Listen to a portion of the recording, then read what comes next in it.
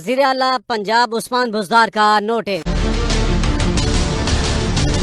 Matric کے طلباء و طالبات کے لیے بڑی خوشخبری۔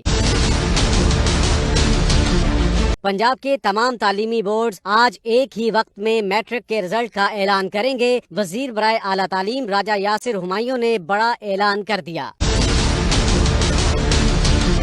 راجہ یاسر ہمایوں کہتے ہیں میٹرک کے رزلٹ کا اعلان تمام قانونی تقاضے پورے کرنے کے بعد کیا جا رہا ہے۔ نتائج کا اعلان آج ایک ہی وقت میں 9 بورڈز شام 5 بجے کریں گے۔ کابینہ کے میٹنگ منٹس جاری نہ ہونے کے باعث میٹرک رزلٹ میں مسلسل تاخیر ہوئی۔